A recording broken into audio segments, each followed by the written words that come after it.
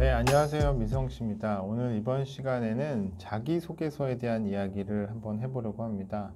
저에게도 이제 자기소개서를 리뷰를 해달라 그런 취업 준비생들도 있고, 제가 회사를 다니면서 그리고 업을 하면서 주변에 인재들을 이제 추천을 해달라는 요청을 받았을 때 여러분들의 자기소개서하고 이력서를 읽는 경우가 많이 있습니다. 근데 이제 현직자로서 느끼는 점은 취업을 준비하시는 분들하고 그 다음에 현업에 계시는 분들하고 이 자기소개서를 보는 관점이 조금 다른 것 같아서 오늘은 현직자 입장에서 이제 어떻게 보면 이제 최악의 자기소개서가 어떤 것들인지 한번 이야기를 나눠보도록 하겠습니다.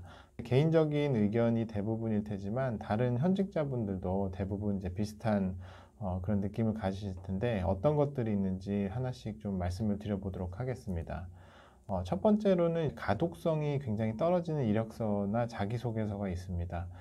이력서나 자기소개서들이 대부분 정형화된 이제 패턴을 가지고 있지는 않고 부동산 업계에서는 대부분 이제 자유양식의 자기소개서를 이제 제출을 하라고 많이 하는데 그때 대부분 출력해서 자기소개서를 읽어보게 됩니다.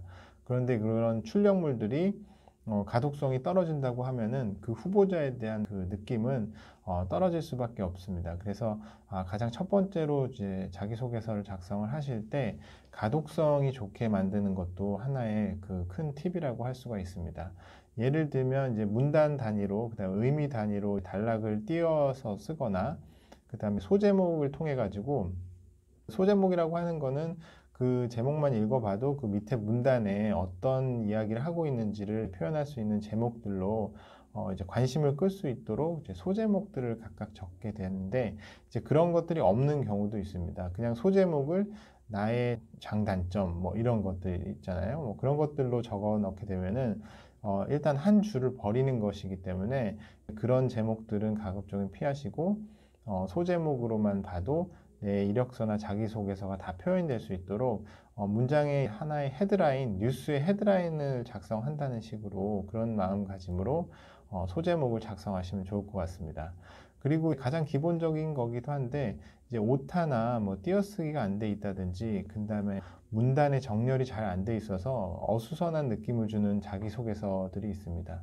이제 그런 것들은 기본적으로 문서 꾸미기가 안 된 것들이기 때문에 가독성이 떨어질 수밖에 없습니다.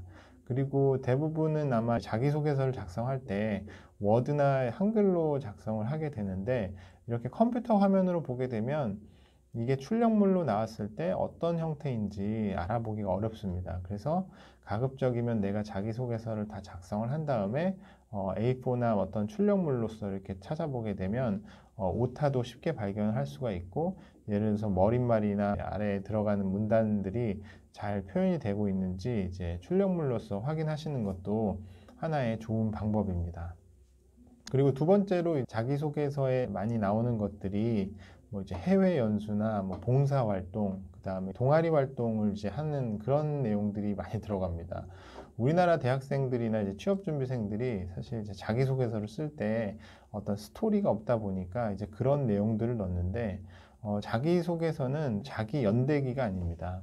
뭐 자기가 어디 놀러 갔다 온 걸 자랑하는 이제 인스타그램이 아닌데 취업 준비생 입장에서는 이제 그런 것들을 자꾸 표현을 하고 싶어 하는데 현직자들이 보기에는 이제 그런 것들은 사실 되게 너무 평범하고 뭐 의미가 없는 그런 상황이 되어버립니다. 그래서 이제 그거를 갖다 와서 내가 어떤 식으로 부동산 업에 도움이 되었다 아니면은 그런 능력들을 키워왔다라는 내용은 없이 자기의 어떤 경험들만을 굉장히 강조하는 자기소개서가 있는데 그런 자기소개서는 이제 굉장히 좋은 점수를 받지 못한다 이렇게 말씀을 드리고 싶습니다. 그리고 세 번째로는 식상한 구성과 그런 내용들입니다. 우리나라 이제 학생들은 대부분 보면은 엄한 부모님 밑에서 자라고 뭐 성격은 이제 두루두루 잘 뭐 어울릴 수 있는 그런 성격을 가지고 있다. 그런 식의 식상한 표현들이 자기소개서에 많이 들어가 있는 걸 볼 수가 있습니다.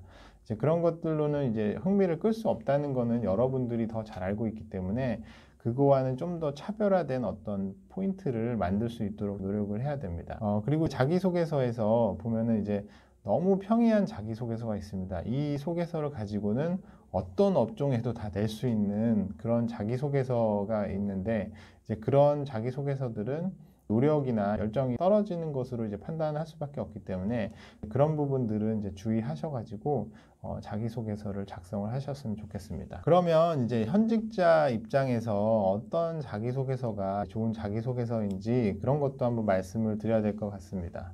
우선은 제가 생각하는 이제 자기소개서는 어떤 이제 스토리가 좀 담겨 있어야 된다고 생각을 합니다. 자기소개서가 글이기 때문에 그 글을 읽는 사람이 이제 흥미를 느끼려면 이제 그 안에 스토리가 들어가야 되는데 이제 그런 스토리를 통해 가지고 내가 이쪽 직무에 어떤 도움을 되겠다 이런 것들을 좀 표현을 하셨으면 좋겠거든요. 그래서 예를 들어서 제가 임대팀이다라고 하면은 내가 동아리나 어떤 이제 외부 활동을 할 때 이런 영업 능력을 키웠었는데 이게 팀에 들어오면 이렇게 잘 활용할 수 있겠다. 이런 식의 스토리를 구성한 자기소개서를 작성하시는 게 좋을 것 같습니다. 그리고 아까도 말씀드렸듯이 평이한 자기소개서보다는 그 회사에 대한 연구를 한 것을 좀 보여줄 필요가 있습니다. 예를 들면 어떤 자산관리를 하는 회사다라고 하면은 그 자산관리 회사가 지금 관리하고 있는 물건의 현장에 직접 가본다든지 그 다음에 뉴스나 검색을 통해서 그 회사에 대한 정보들은 이제 충분히 숙지를 해야 되는데 그렇지 못한 자기소개서가 있는 경우가 있습니다.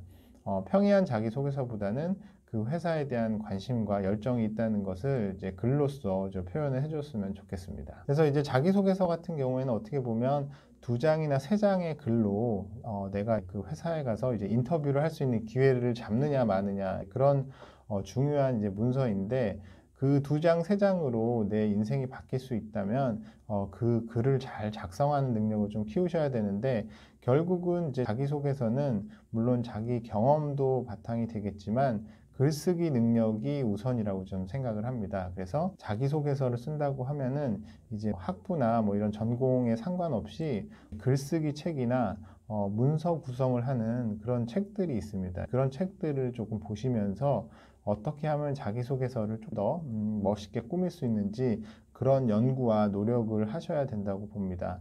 저 같은 경우도 현직에 있으면서도 어떻게 하면 글을 잘 쓸까? 왜냐면 이제 보고서나 이런 것들 잘 써야 되기 때문에 그다음에 이제 기획 능력을 키우는데도 이런 글쓰기 능력들이 굉장히 큰 도움이 되기 때문에 여러분들도 지금 자기소개서를 준비하는 과정 중에서 그런 글쓰기 능력을 함양해 놓으시면은 나중에 이제 부동산 현업에 들어오셔도 굉장히 많은 도움이 되니까 그런 식으로 차근차근 준비해 보시면 좋겠습니다. 오늘은 여기서 자기소개서에 대한 내용을 마치고 다음 시간에 다른 영상으로 또 찾아뵙도록 하겠습니다. 감사합니다.